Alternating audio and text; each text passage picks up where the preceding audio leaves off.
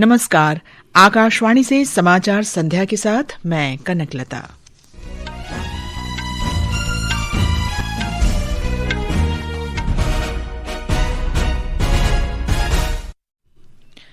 प्रधानमंत्री नरेंद्र मोदी ने कहा, भारत तेजी से आगे बढ़ रही वैश्विक व्यवस्था में एक भरोसेमंद साझेदार के रूप में उभरा है। सरकार रिफॉर्म, परफॉर्म और ट्रांसफॉर्म के विजन के साथ आगे बढ़ रही है और देश रिफॉर्म एक्सप्रेस पर सवार है। संसद के दोनों सदनों ने ध्वनिमत से राष्ट्रपति के अभिभाषण पर धन्यवाद प्रस्ताव पारित किया। लोकसभा में विपक्ष का हंगामा लगातार जारी रहा। केंद्र, नागालैंड सरकार और ईस्टर्न नागालैंड पीपल्स ऑर्गेनाइजेशन ने फ्रंटियर नागालैंड टेरिटोरियल अथॉरिटी बनाने के लिए समझौता किया। मेघालय के ईस्ट जयंतिया हिल्स में कोयला खदान में हुए धमाके में 18 लोगों की मौत, राज्य सरकार ने जांच के आदेश दिए। और वडोदरा में रॉयल चैलेंजर्स बेंगलुरु और दिल्ली कैपिटल्स के बीच महिला प्रीमियर लीग का फाइनल मैच जारी। और अब समाचार विस्तार से। प्रधानमंत्री नरेंद्र मोदी ने कहा है कि भारत वैश्विक मंच पर प्रतिस्पर्धा के लिए पूरी तरह तैयार है और आत्मविश्वास तथा निर्णायक नीतिगत सुधारों के साथ तीसरी सबसे बड़ी अर्थव्यवस्था बनने की ओर अग्रसर है। राज्यसभा में राष्ट्रपति के अभिभाषण पर धन्यवाद प्रस्ताव पर चर्चा का जवाब देते हुए श्री मोदी ने कहा कि देश रिफॉर्म एक्सप्रेस पर सवार हो गया है। हमने रिफॉर्म, परफॉर्म, ट्रांसफॉर्म के मंत्र को लेकर के आगे बढ़े और आज स्थिति ऐसी है कि देश रिफॉर्म एक्सप्रेस पर सवार हो चुका है। हमने स्ट्रक्चरल रिफॉर्म्स किए हैं, प्रोसेस से जुड़े रिफॉर्म्स किए हैं, पॉलिसीज में रिफॉर्म किए हैं। हमारा मैन्युफैक्चरिंग सेक्टर, हमारे उद्यमी ये सशक्त हो, भारत की हर चीज का वैल्यू एडिशन हो, उस दिशा में हमने प्रयास किया है। और मैं आज विश्वास के साथ कह सकता हूँ, आज भारत विश्व के साथ स्पर्धा करने के लिए पूरी तरह तैयार है।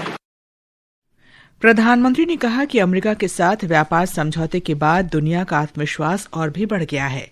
उन्होंने कहा कि भारत कई देशों का भरोसेमंद साझेदार है क्योंकि ये विश्व कल्याण में भूमिका निभा रहा है और वैश्विक मंचों पर विकासशील देशों की एक सशक्त आवाज बनकर उभरा है।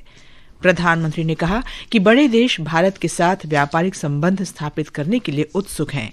श्री मोदी ने कहा कि भारत आज वैश्विक चुनौतियों का समाधान दे रहा है।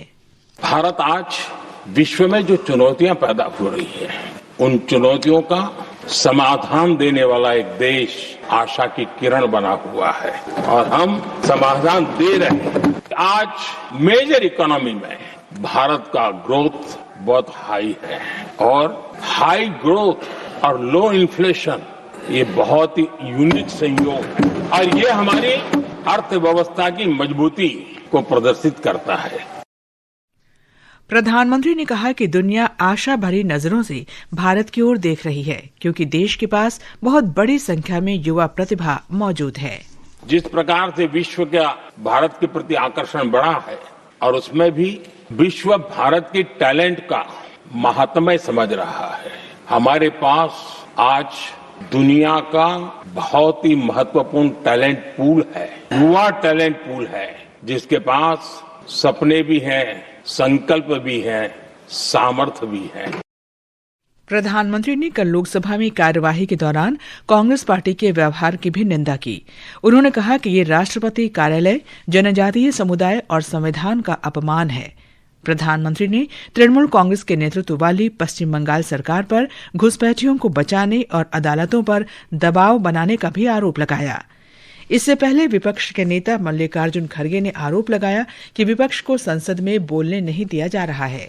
हम हाउस को डिस्टर्ब नहीं करना चाहते, लेकिन वो हाउस भी नहीं चल रहा।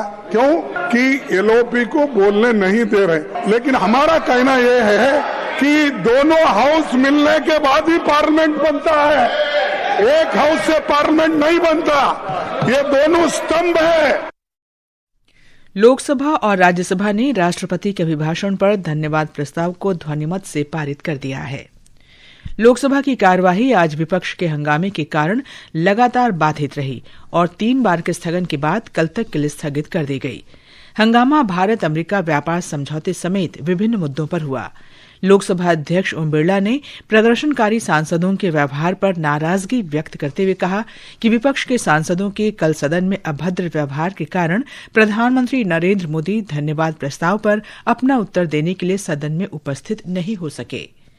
ये समाचार आकाशवाणी से प्रसारित किए जा रहे हैं। ताज़ा समाचार जानने के लिए आप हमारे social media handle X@AIR News Hindi को फॉलो कर सकते हैं। समाचार संध्या में आपका फिर स्वागत है। केंद्र, नागालैंड सरकार और पूर्वी नागालैंड पीपल्स ऑर्गेनाइजेशन ENPO ने फ्रंटियर नागालैंड टेरिटोरियल अथॉरिटी के गठन के लिए एक समझौता किया है। नई दिल्ली में गृह मंत्री अमित शाह ने कहा कि ये नागालैंड के लोगों के लिए ऐतिहासिक दिन है।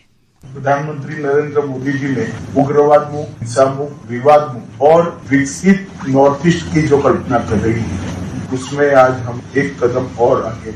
आज एक बहुत बड़े लंबे समय से चलते हुए विवाद का सुखद अंत हो रहा है और इसका महत्व इसलिए ज्यादा है कि ENPO और नागालैंड सरकार ने ही आपस में चर्चा कर इस समझौते को एक शेप दिया है और लॉजिकल एंड तक पहुंचा है।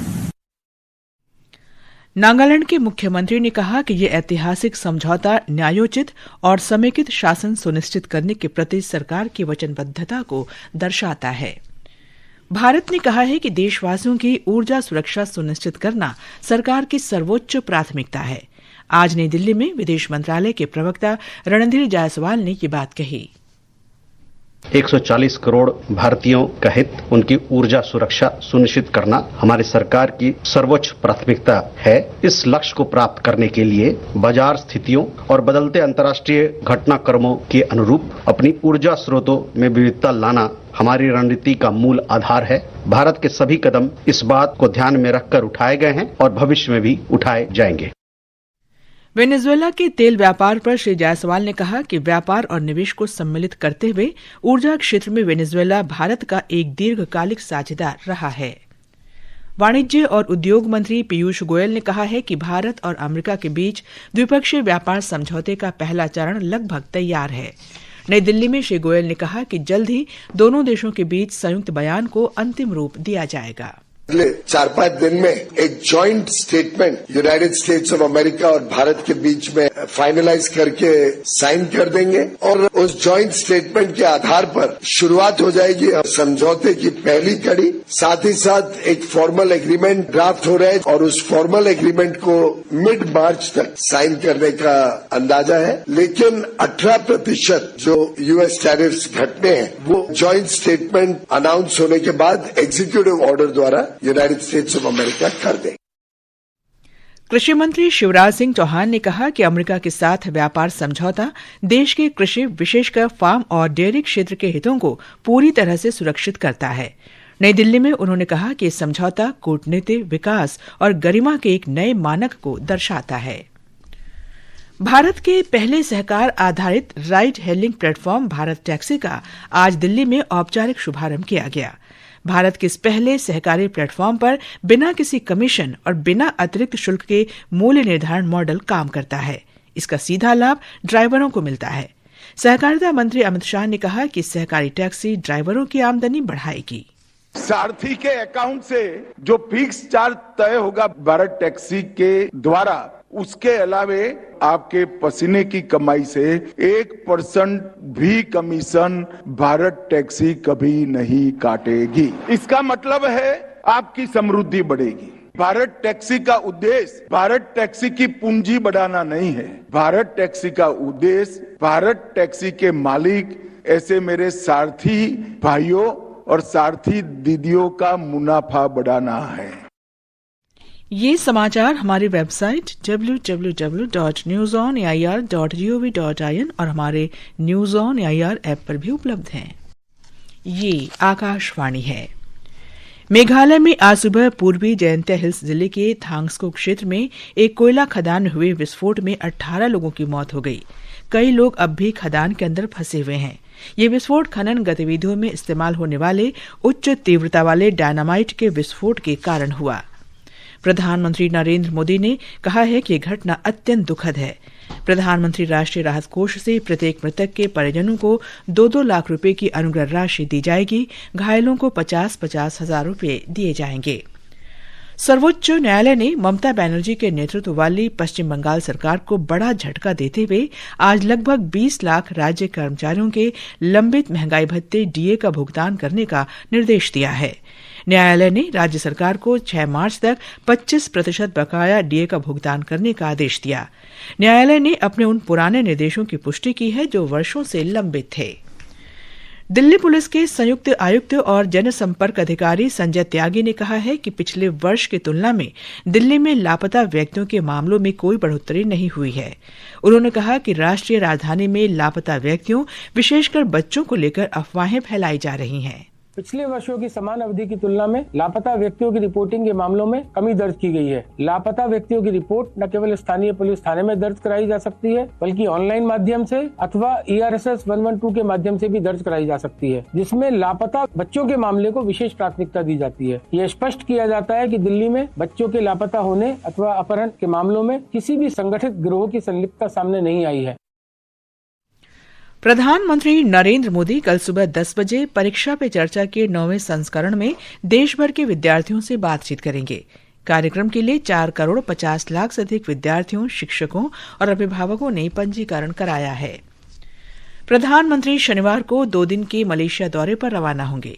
विदेश मंत्रालय में पूर्वी क्षेत्र के सचिव पी कुमारन ने बताया कि ये प्रधानमंत्री की मलेशिया की तीसरी यात्रा होगी और ये मलेशिया के साथ संबंधों के प्रति भारत की मजबूत प्रतिबद्धता को दर्शाता है। अमेरिका स्थित ह्यूमन राइट्स वॉच की वार्षिक रिपोर्ट के अनुसार बांग्लादेश में अंतरिम सरकार के कार्यकाल में राजनीतिक आधार पर हजारों लोगों को गिरफ्तार किया गया है। इनमें से कई को बिना मुकदमे के हिरासत में रखा गया है और उन्हें नियमित जमानत देने से मना कर दिया गया है। वडोदरा में महिला प्रीमियर लीग क्रिकेट के फाइनल में दिल्ली कैपिटल्स ने रॉयल चैलेंजर्स बेंगलुरु के साथ खेलते हुए ताजा समाचार मिलने तक 17वें ओवर में 3 विकेट पर 150 रन बना लिए हैं। दिल्ली कैपिटल्स लगातार चौथी बार फाइनल में पहुंची है, वहीं रॉयल चैलेंजर्स बेंगलुरु दूसरी बार खिताब अपने नाम करना चाहेगी।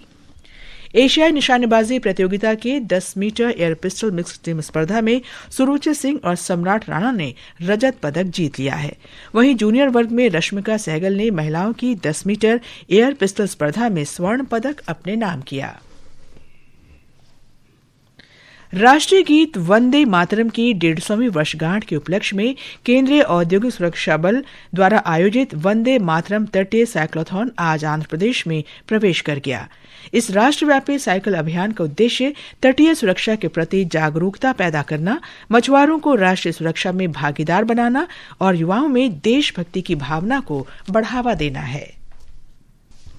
अंत में मुख्य समाचार एक बार फिर। प्रधानमंत्री नरेंद्र मोदी ने कहा, भारत तेजी से आगे बढ़ रही वैश्विक व्यवस्था में एक भरोसेमंद साझेदार के रूप में उभरा है। सरकार रिफॉर्म, परफॉर्म और ट्रांसफॉर्म के विजन के साथ आगे बढ़ रही है और देश रिफॉर्म एक्सप्रेस पर सवार है।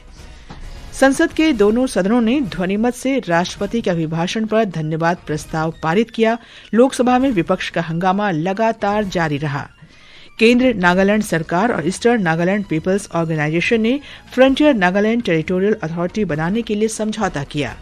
मेघालय के पूर्वी जयंतिया हिल्स जिले में कोयला खदान में धमाके में 18 लोगों की मौत, राज्य सरकार ने जांच के आदेश दिए। और वडोदरा में रॉयल चैलेंजर्स बेंगलुरु और दिल्ली कैपिटल्स के बीच महिला प्रीमियर लीग का फाइनल मैच जारी। इसके साथ ही समाचार संध्या का ये अंक समाप्त हुआ। नमस्कार।